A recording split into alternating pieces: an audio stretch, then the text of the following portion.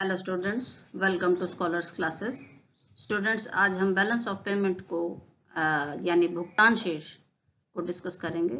Balance of payment क्या है, balance of payment भुगतान शेष क्या है, तो इसके बारे में अगर कहें तो वर्तमान में कोई भी देश विश्व के अन्य देशों से कटा हुआ नहीं रह सकता, क्योंकि ये ग्लोबलाइजेशन, वैश्वीकरण का समय है और प्रत्येक देश अन्य देश के साथ विदेशी व्यापार और या कोई पूंजीगत व्यवहार करता रहता है।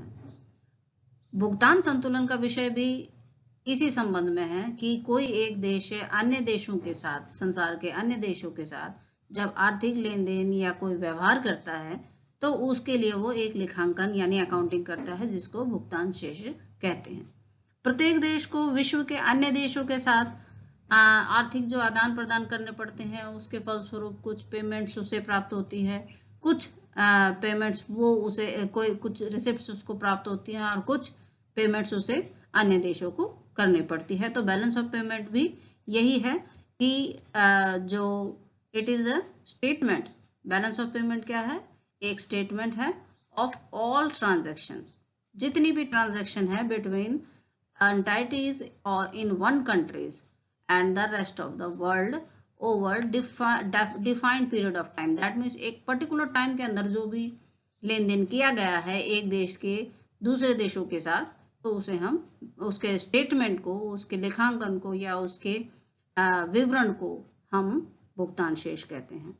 अकॉर्डिंग टू किंडलबर्जर के अनुसार the balance of payment is of a country is systematic record of all economic transaction between its residents and residents of foreign countries.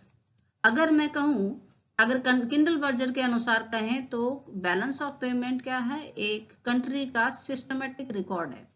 Systematic record जो भी इकोनॉमिक ट्रांजैक्शन हुई है between its residents and residents of foreign countries.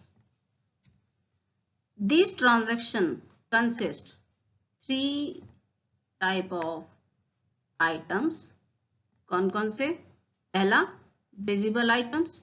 Visible item यानी दृश्य मदे, इनको हम tangible items भी कहते हैं यानी मूर्त वस्तुएं, या फिजिकल आइटम्स भी कहते हैं यानी भौतिक मदे, या गुड्स भी कहते हैं यानी वस्तुएं। अब इसमें जो भी भौतिक वस्तुएं हैं जिनका आयात निर्यात होता है उसको विजिबल आइटम, जिसको हम टच कर सकते हैं, वो इसमें शामिल की जाती हैं। सेकंड है इनविजिबल आइटम्स। इनविजिबल आइटम्स यानी अदृश्य मदे, जिसके हम टच नहीं कर सकते, देख नहीं सकते। इन्हें हम इंटेंजिबल आइटम्स भी कहते हैं यानी अमूर्त मदे। और इसके अलावा सेवाएं भी इनको के नाम से भी इनको हम जानते हैं, यानी जो भी सेवाएं हम एक देश से दूसरे देश को प्राप्त होती हैं या एक देश दूसरे देश को प्रदान करता है, उन्हें हम उनके एक्सपोर्ट इंपोर्ट को इसमें इन आइटम्स को इन अदृश्य मदों के अंतर्गत शामिल किया जाता है। Third one is capital transaction. Capital transaction यानी कैपिटल ट्रांसफर यानी पूंजी अंतरण। पूंजी अंतरण का मतलब होता है कि वे आइटम्स जिसका संबंध पूंजी के लेन देन से होता है, जैसे कि हम भारत से किसी और देश में किया गया निवेश, वो पूंजी अंतरण में आता है। These transactions are made by individuals, firms, government bodies. यानी ये ट्रांजैक्शन या लेन देन किसके द्वारा की जाते हैं? इंडिविजुअल्स, कोई व्यक्तिगत व्यक्ति, या कोई फर्म हो, या कोई सरकारी संस्थाएं इस लेन देन को करती हैं। इसीलिए तो balance of payment provide detail information of receipt and payment of a country with rest of world. यानी इस प्रकार हम कह सकते हैं कि बैलेंस ऑफ पेमेंट क्या देता है? एक डिटेल इंफॉर्मेशन देता है कि हमें कितनी प्राप्तियां हुई हैं, रिसिप्ट्स हुई हैं, कितनी पेमेंट्स हुई हैं with rest of the world के साथ।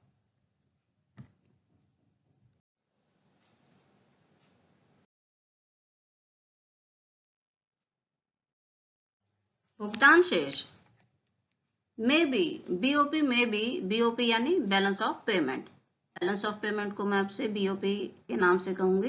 दिट may be positive, negative and zero और इक्वल, यानी भुगतान शेष धनात्मक भी हो सकता है, ऋणात्मक भी हो सकता है और जीरो भी हो सकता है। पॉजिटिव कब होगा? जब receipts are greater than payment, यानी प्राप्तियां भुगतान से अधिक हैं, तो ये एक फेवरेबल यानी पॉजिटिव बीओपी होगा, यानी ये हमारा पॉजिटिव बीओपी है और इसे हम फेवरेबल कहेंगे क्योंकि इसमें हमारी बचत ज्यादा होती है। If receipts are less than payment, then it is negative यानी unfavourable BOP. If receipts are equal to payments, then the country has equilibrium position between export and import. अब फीचर्स की बात करें तो फीचर्स ऑफ बीओपी की बात करें, विशेषताओं की बात करें तो ये एक सिस्टमैटिक रिकॉर्ड है। सिस्टमैटिक रिकॉर्ड यानी एक क्रमबद्ध लेखा का रिकॉर्ड है, यानी जो भी आदान प्रदान हम विशेष विश्व के साथ करते हैं उसको हम एक क्रमबद्ध तरीके से विद डेट और पर्टिकुलर के अकॉर्डिंग हम उसको रिकॉर्ड करते रहते हैं। It is a record of particular time period, यानी एक निश्चित समय अवधि में ये रिकॉर्ड की जाती है, यानी जो भी लेखा जोखा होता है एक निश्चित अवधि के लिए होता है। इट इज कम्प्रिहेंसिव कंसेप्ट, यानी ये एक बहुत ही व्यापक अवधारणा है जिसमें सभी पॉजिटिव, विजिबल, इनविजिबल, दृश्य मदे, अदृश्य मदे और पूंजी अंतरण मदों को शामिल किया जाता है। It is the record of transaction made by government and non government items, यानी जितनी भी सरकारी और गैर सरकारी मदे हैं उनके रिकॉर्ड, ट्रांजेक्शन के रिकॉर्ड को बीओपी कहते हैं। All receipts of from abroad are record as credit side, यानी जितनी भी रिसिप्ट्स हमें शेष से मिली है उनको हम क्रेडिट साइड में डालते हैं। All payments are on debit side, यानी जो भी भुगतान किए हैं हम उसको कहाँ डालेंगे? डेबिट साइड में। All accounts are made in double entry book keeping, यानी सभी जो भी भुगतान और प्राप्तियां हैं वो दोहरी रेखा प्रणाली के अंतर्गत रिकॉर्ड की जाती हैं, जिसमें हमेशा की बीओपी जो बैलेंस ऑफ पेमेंट के अकाउंट होते हैं वो हमेशा संतुलन में होते हैं। अब बात आती है बैलेंस ऑफ ट्रेड की। बैलेंस ऑफ ट्रेड यानी व्यापार शेष, ये भी एक बहुत ही महत्वपूर्ण कंसेप्ट है। इससे रिलेटेड जो 2 मार्क्स से भी क्वेश्चन आपके आते हैं। बैलेंस ऑफ ट्रेड क्या होता है? Difference between the value of good and value of good, जो कि फिजिकल आइटम्स होती हैं, एक्सपोर्टेड आउट ऑफ कंट्री, यानी जो देश से बाहर जितनी भी वस्तुएं हमने एक्सपोर्ट की गई हैं, और the value of good physical items imported into the country, और जो भी बाहर से आयात की गई हैं वस्तुएं उनको, उनके डिफरेंस को, उनके अंतर को बैलेंस ऑफ ट्रेड यानी व्यापार शेष कहते हैं। इसको भी हम फेवरेबल, अनफेवरेबल और बैलेंस्ड बीओटी हम कह सकते हैं। फेवरेबल बीओटी कब होता है? जब exports are greater than import, यानी एक्सपोर्ट क्या है वो ज्यादा है और इंपोर्ट कम है। अगर एक्सपोर्ट इंपोर्ट से कम है तो इसका मतलब वो क्या होगा? Unfavourable BOT. और अगर एक्सपोर्ट इंपोर्ट के इक्वल हैं तो वो क्या होगा? बैलेंस बीओटी, यानी एक संतुलित बैलेंस ऑफ ट्रेड।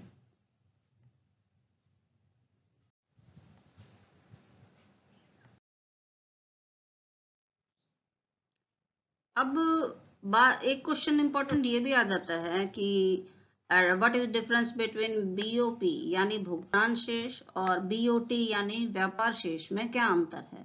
तो इसके लिए हम पहले बेसिक देखेंगे जिस आधार पर ये एक दूसरे से अलग होते हैं, फिर यहाँ पे भुगतान शेष और व्यापार शेष दोनों के बीच में अंतर बताएंगे। अगर मैं पहला बेस देखूं, आधार देखूं, तो वो क्या है? हमारा कंसेप्ट कैसा है? बीओपी जो होता है वो ब्रॉड कंसेप्ट है, यानी एक बहुत ही विस्तृत शब्द है। इसी में व्यापार संतुलन भी इसी में ही शामिल होता है। जबकि बीओटी क्या है? नैरो कंसेप्ट है क्योंकि इसमें सिर्फ जो दृश्य मध्य होती हैं, विजिबल आइटम्स होते हैं, उनके लेन देन को हम गिनते हैं। दूसरा आधार हमारा है कि इसमें मदें कौन सी शामिल होती हैं। मदें यानी आइटम्स कौन कौन से। अगर बीओपी की बात करें तो इसमें विजिबल गुड्स, इनविजिबल यानी सर्विसेज या पूंजी इन तीनों मदों को शामिल किया जाता है। लेकिन अगर व्यापार शेष की बात करें तो इसमें सिर्फ हम विजिबल आइटम यानी गुड्स को शामिल करते हैं। अच्छा, बैलेंसिंग मेथड हमारा तीसरा आधार होगा जो अंतर स्पष्ट करता है कि जो भुगतान शेष है उसको हम बीओटी से नहीं हम इसको बैलेंस कर सकते, लेकिन बैलेंस ऑफ ट्रेड यानी व्यापार शेष को हम बीओपी के दूसरे लेखों से, अकाउंट से हम इसको बैलेंस कर सकते हैं।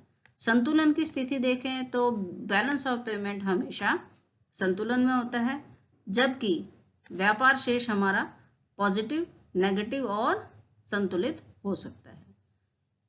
अगर किसी देश के आर्थिक विकास के लिए हम इसका महत्व देखें तो बीओपी ज़्यादा महत्वपूर्ण है। अगर हम कोई भी आर्थिक विश्लेषण कर रहे हैं, इकोनॉमिक एनालिसिस कर रहे हैं, तो ज़्यादा इंपॉर्टेंट होता है, जबकि बीओटी इसकी तुलना में, व्यापार शेष इसकी तुलना में कम महत्वपूर्ण होता है। अच्छा, नेक्स्ट क्वेश्चन आ जाता है कि क्या बीओपी हमेशा बैलेंस रहता है, यानी भुगतान शेष हमेशा बैलेंस्ड है। तो इसमें हम कहेंगे कि अगर लेखांकन की दृष्टि से कहें तो बीओपी हमेशा बैलेंस में रहता है। बीओपी ऑलवेज बैलेंस्ड यानी अगर मान लो चालू खाता यानी व्यापार शेष में अगर कोई क्या कहते हैं संतुलन आया है तो उसको हम पूंजी खाते से संतुलित कर सकते हैं।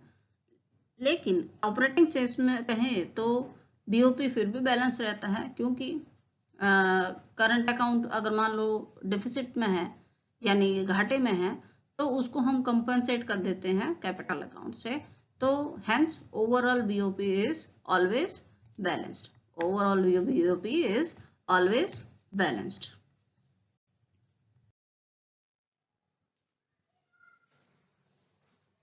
इसके अलावा अगर हम कहें structure of balance of payment in India, यानी बैलेंस ऑफ पेमेंट जो का स्वरूप है वो कैसा है भारत में, वो कैसे हम ज्ञात करें, तो उसके लिए हम सारे बैलेंस ऑफ पेमेंट अकाउंट को 4 भागों में डिवाइड करते हैं। ट्रेड बैलेंस, करंट अकाउंट यानी चालू लेखा, कैपिटल अकाउंट यानी पूंजी लेखा, अकाउंट ऑफ फाइनेंसिंग यानी वित्त व्यवस्था का लेखा।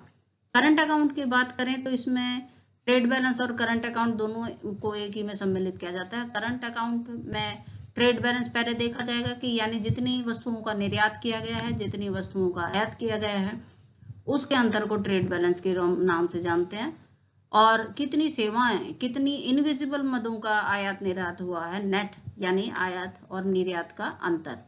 तो उसमें जो इनविजिबल गुड आती हैं उसमें सर्विसेज आ जाती हैं, सेवाएं, इनकम, अन्य देशों से प्राप्त आय या अन्य देशों को के नागरिकों को दी गई आय, या ट्रांसफर्स जो भी अंतरण हुए हैं जो अन्य देशों से हमारे देश में आए हैं या हमारे देश से अन्य देशों में, तो उनके अंतर को हम इनविजिबल नेट में डालते हैं।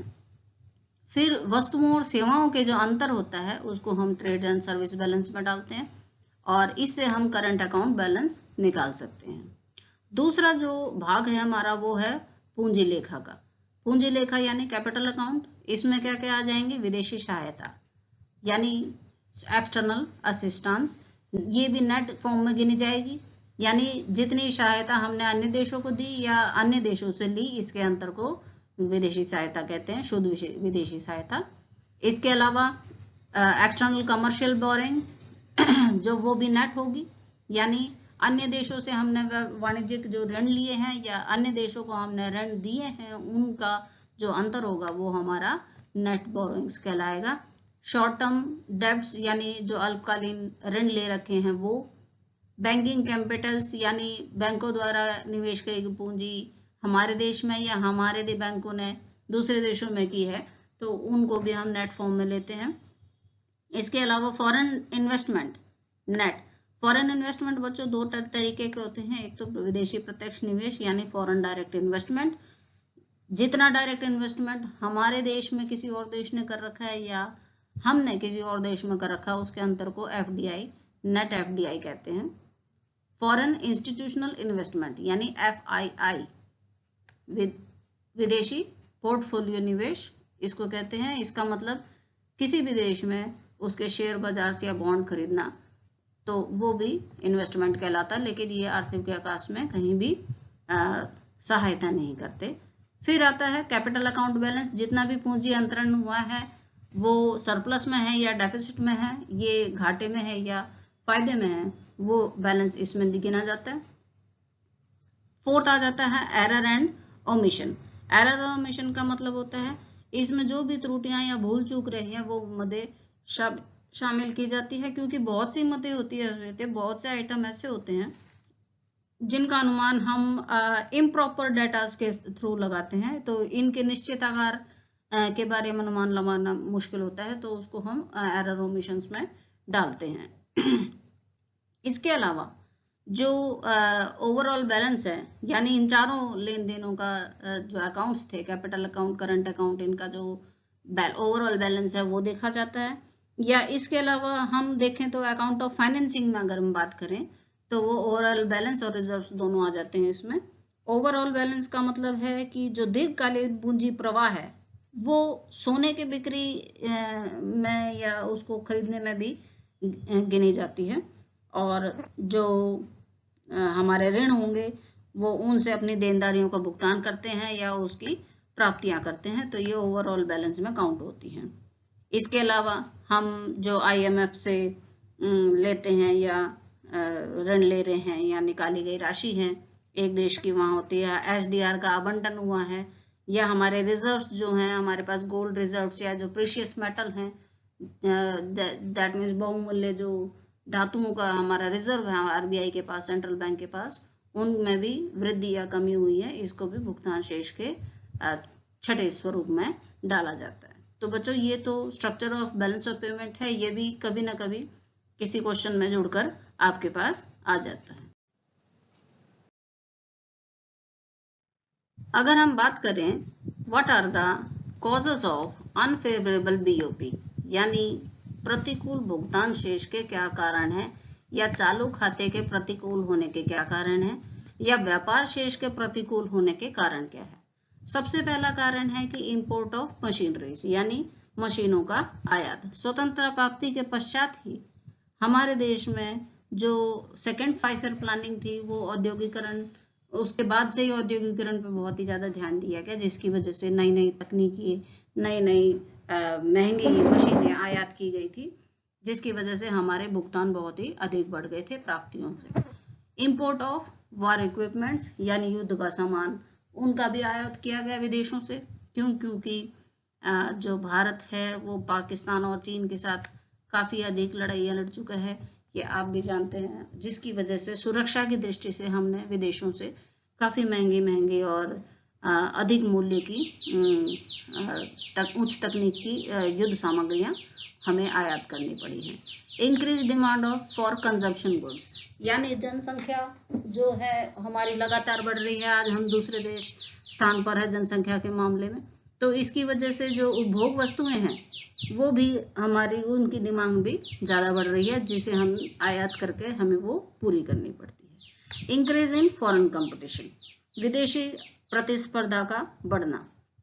वैसे तो इंडिया जो पटसन, चाय, कपड़े का निर्यात करता है, लेकिन अब इन वस्तुओं में भी जो कंपटीशन इंक्रीज हो रहा है, कई देशों में के साथ हमारा प्रतिस्पर्धा बनने के कारण जो भारत के निर्यात क्या हैं वो कम हो गए हैं। और इसके अलावा अगला कारण देखें तो increase in consumption and price of crude oil, यानी कच्चे तेल के उपभोग और कीमत में वृद्धि। कच्चे के तेल की कीमत में वृद्धि होने के कारण तेल का आयात का मूल्य बहुत बढ़ गया है, यानी इंपोर्ट जो प्राइसेस हैं वो बहुत ही तेजी से बढ़ रहे हैं। अगर 1973 की बात करें तो कच्चे तेल की कीमत $2 प्रति बैरल थी, लेकिन 2014-15 में इसकी कीमत $67 प्रति बैरल हो गई थी, जो कि बहुत है।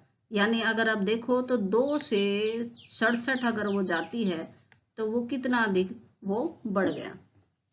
अच्छा, देन इंपोर्ट ऑफ गोल्ड यानी सोने का आयात। सोने का आयात यानी हमारे देश में आयात होने की जो मदें हैं उसमें तेल के बाद सबसे ज्यादा सोने का इंपोर्ट होता है और गोल्ड के इंपोर्ट में हमारा सबसे पहला स्थान है। और अत्यधिक जो हम आयात इतना इंपोर्ट करते हैं वो भी हमारे चालू खाते के प्रतिकूल होने का मुख्य कारण है। अगर 13-14 अकाउंटिंग पीरियड की बात करें 2013-14 में, तो सोने का इंपोर्ट कम से कम 2,01,818 करोड़ रुपए था, इतना हमने इंपोर्ट किया था। इस अगला कारण देखें तो payment of interest on foreign debts यानी विदेशी ऋणों पर ब्याज का भुगतान। विदेशों ने भारत में जो थे, अगर हम 13-14 तक के आंकड़ों की बात करें तो भारत पर कम से कम 26,60,748 करोड़ रुपए का ऋण था और इन ऋणों पर कम से कम 1,56,900 करोड़ का ब्याज विदेशों को दिया गया। तो ये आप देख सकते हैं कि ज्यादातर हमारी आय का जो भाग होता है वो विदेशों में विदेशी ऋण के ब्याज के तौर पर दिया जाता है, जिसकी वजह से हमारे भुगतान ज्यादा बढ़ जाते हैं प्राप्तियों से। Inferior quality of technique of production यानी जो तकनीक है वो हमारे जो उत्पादन तकनीक है और क्वालिटी है वो भी हमारी बहुत ही घटिया है या कम, बढ़िया नहीं कह सकते हम उसको, ज्यादा अच्छी नहीं कह सकते, जो कि फॉरेन मार्केट में जिसकी वजह से उसकी मांग कम रहती है और हमारी प्राप्तियां भी उतनी ही घट जाती है। इसके अलावा लेस ग्रोथ ऑफ एक्सपोर्ट यानी एक्सपोर्ट का भी कम विकास हुआ हमारे देश में। आज भी हमारी जो आयात वृद्धि है वो कम से कम 2.0 के आसपास है।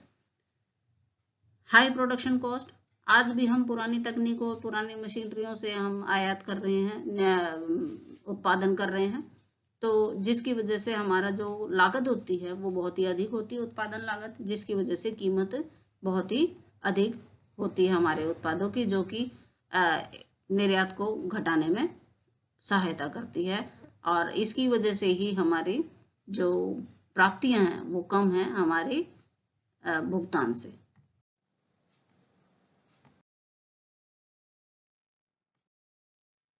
अब भुगतान शेष के असंतुलन को ठीक करने के क्या उपाय हैं, ये हम इस बारे में डिस्कस करेंगे कि what are the correct measures to correct disequilibrium in BOP, भुगतान शेष को के असंतुलन को ठीक करने के उपाय। सबसे पहला उपाय क्या है, हमें अपने निर्यातों को बढ़ाना है यानी एक्सपोर्ट प्रमोशन, निर्यात को प्रोत्साहन देना है। यानी जो भुगतान संतुलन प्रतिकूल क्यों होता है, जब एक्सपोर्ट इंपोर्ट से कम हो। तो इस उद्देश्य के पूर्ति के लिए निर्यात पर से हमें सभी टैक्स हटा देने चाहिए और या कच्चे माल और यातायात की सुविधाओं पर सब्सिडी या उस पर कम लागत प्रदान की जानी चाहिए। वो सुविधाएं हमें प्रोडक्शन जो फॉर्म्स होती हैं हमारे प्रोडक्टिव फॉर्म्स उनको दी जानी चाहिए। दूसरा, इंक्रीज इन प्रोडक्शन कैपेसिटी यानी उत्पादन क्षमता में वृद्धि। देश में आयात कम हो निर्यात ज्यादा हो तो इसके लिए आवश्यक है कि कृषि उद्योगों और खानों का उत्पादन बढ़ाया जाना चाहिए और ऐसे उत्पादन को प्रोत्साहन दिया जाना चाहिए जो कि निर्यात में लाई जाती हैं। इसके अलावा जो निर्यात उद्योग होते हैं उनको अंतर्राष्ट्रीय मूल्य पर कच्चा माल उपलब्ध करवाया जाना चाहिए। देश में जो सीमेंट, खाद, लोहा इस्पात या जो चीनी के उत्पादन क्षमता है इनका पूरा उपयोग किया जाना चाहिए, जिसकी वजह से हमारी प्रोडक्शन कैपेसिटी इंक्रीज हो सके। एनकरेजमेंट टू फॉरेन इन्वेस्टमेंट यानी विदेशी निवेश को प्रोत्साहन देना चाहिए। ये भी भुगतान शेष की प्रतिकूलता को दूर करने का सबसे महत्वपूर्ण उपाय है। इसके अंतर्गत क्या है, जो भी फॉरेन एंटरप्रेन्योर्स हैं, जो एमएनसीज हैं, उनको भारत में पूंजी लगाने के लिए प्रोत्साहित किया जाता है और इसके आकर्षित करने के लिए कई सुविधाएं भी हम उनको इंसेंटिव्स भी प्रदान करते हैं, जिसकी वजह से हमारे देश में विदेशी मुद्रा प्राप्त होती है और ये जो एमएनसीज जो एक्सपोर्ट करेंगी वो हमारे लिए, उसकी वजह से हमारे भी निर्यात बढ़ते हैं। चौथा उपाय है डिवैल्यूएशन ऑफ करेंसी यानी मुद्रा का अवमूल्यन है। मुद्रा का अवमूल्यन क्या होता है कि किसी देश की मुद्रा का मूल्य दूसरे देश की मुद्रा की अपेक्षा कम की जाती है, और ये उस समय की जाती है जब देश के आयात जो हैं एक्सपोर्ट इंपोर्ट से कम हो, और एक्सपोर्ट बढ़ाने के लिए ही हमारे जो इंपोर्ट होते हैं वो महंगे हो जाते हैं और एक्सपोर्ट सस्ते हो जाते हैं। तो इस वजह से हमारे एक्सपोर्ट बढ़ने लगते हैं, जो कि हमारे प्रतिकूल पीओपी को सुधार सकते हैं। लेकिन ये सिर्फ दीर्घकाल के लिए नहीं, हम इसको यूज कर सकते हैं, ये हानिकारक होते हैं। पांचवा, restriction on non essential imports. Restriction on non essential import यानी अनावश्यक आयातों पर रोक, यानी हमें ऐसे वस्तुओं पर आयात ड्यूटी या उनके आयात को प्रतिबंधित किया जाना चाहिए जिसमें हमारे देश के पेमेंट्स बाहर जा रही हैं। इसमें जैसे कि कंफर्टेबल लग्जरियस गुड हो गए, विलासतापूर्ण वस्तुएं होंगी, या सोने का आयात हो गया, तो इन आयातों पर हमेशा हमें प्रतिबंध लगाना चाहिए। इसके अलावा जो आयात हमारे हैं उन पर कोटा निर्धारित किया जाए या टैरिफ नॉन टैरिफ बैरियर्स लगाए जाए, जिसकी वजह से आयातों को हतोत्साहित किया जाए, डिस्करेज किया जा सके। छठा है हमारा इंपोर्ट सब्स्टिट्यूशन। इंपोर्ट सब्स्टिट्यूशन यानी आयात प्रतिस्थापन। जो आयात की जा रही हैं वस्तुएं, इनको अगर हम देश में ही उत्पादित करें, देश के कच्चे माल और तकनीक द्वारा उत्पादित करें, तो इसकी वजह से हमारा जो प्राप्तियां वो बढ़ेंगी और भुगतान कम हो जाएंगे। सेटिंग अप ऑफ, सातवां जो पॉइंट है, setting up of EPZs, export promoting zones and special economic zones. ये दोनों ही कदम जो होते हैं एक देश के निर्यात को बढ़ाने के काम करते हैं। इसमें इंफ्रास्ट्रक्चर यानी अधोसंरचना को विकास किया जाता है। इसके अलावा आर्थिक क्षेत्रों को भी मजबूत बनाया जाता है। Less consumption of crude oil यानी कच्चे तेल का कम उपयोग किया जाना चाहिए। क्रूड ऑयल जो कच्चा तेल होता है वो बहुत ही महंगा मिल रहा है, क्योंकि हमें इसमें 90% जो क्रूड ऑयल होता है वो हमें आयात करना पड़ता है, और इससे लिए सरकार को कच्चे तेल की निर्भरता कम करने के लिए जो एनर्जी के ऑल्टरनेटिव सोर्स होते हैं उनको खोजना चाहिए। इसके अलावा जो पब्लिक ट्रांसपोर्ट है उसको भी एफिशिएंट बनाना चाहिए, जिसकी वजह से देश में कच्चे माल की कमी ना आए। Consumption of gold. Consumption of gold, less consumption of gold यानी सोने का कम से कम उपयोग किया जाए, उसके आयात पर रोक लगाई जाए। हमें वैसे तो भारत में सोने को उच्च जीवन स्तर का सूचक माना जाता है, लेकिन ये निवेश में भी बहुत ही प्रचलित है। तो सोने के अभाव, शिक्षा के अभाव में ये सारी चीजें क्या आती हैं, उनको पता नहीं होता है कि बैंक जमा भी या जो प्रतिभूतियां हैं या सरकारी बॉन्ड है, इनमें भी पैसे निवेश किए जाते हैं, लेकिन निरक्षरता की वजह से वे सोने में निवेश करते हैं और ज्यादा से ज्यादा गोल्ड खरीदते हैं। अगर मान लो हमें निवेश के अन्य साधनों के बारे में लोगों को जागरूक कर दिया जाए, तो उसकी वजह से गोल्ड में जो कंजम्पशन है वो कम हो जाएगा। जहां तक ट्रेड एग्रीमेंट्स की बात है, तो व्यापार समझौते भी हमारे देश के व्यापार को अनुकूल करने में सहायक हो सकते हैं। जैसे व्यापार बढ़ाने के लिए हमारे पास हमारे प्रतिनिधिमंडल अन्य देशों में जाएं या उनके प्रतिनिधिमंडल हमारे देशों में आए, जिसकी वजह से व्यापार जो हो फेवरेबल हो। इसके अलावा जो वर्ल्ड ट्रेड ऑर्गेनाइजेशन का हम सदस्य हैं, जिसका फायदा हमें व्यापारिक संबंधों के रूप में प्राप्त हो रहा है। और इसके अलावा कई अन्य देशों के साथ भी समझौते भारत ने कर रखे हैं, जिसकी वजह से विदेशी व्यापार को बढ़ावा मिल रहा है, और इसके अलावा निर्यातों में वृद्धि भी हो रही है। अब भुगतान शेष के बारे में अगर हम बात कर रहे हैं, तो सीधा अर्थ क्या है इसका, एक्सपोर्ट और इंपोर्ट से रिलेशन है। यानी हर देश को अपने आर्थिक विकास के लिए जो भुगतान शेष है वो अनुकूल होना चाहिए उसके लिए, और वो अनुकूल तभी होगा जब हमारे निर्यात बढ़े और आयात कम हो, जिसकी वजह से भुगतान शेष का घाटा पूरा किया जा सकता है। और इसके प्रोत्साहन के लिए भारत सरकार हमेशा प्रयत्नशील रहती थी। तो बच्चों, ये मैंने आज भुगतान शेष के बारे में आपको बताया, जो बहुत ही इंपॉर्टेंट चैप्टर है, और इसके से रिलेटेड क्वेश्चन बहुत ही आते हैं, तो आप इसको बहुत ही अच्छी तरीके से कर लेना, और मेरी वीडियोस को लाइक शेयर करना और सब्सक्राइब करना नहीं भूलना। Thank you for watching.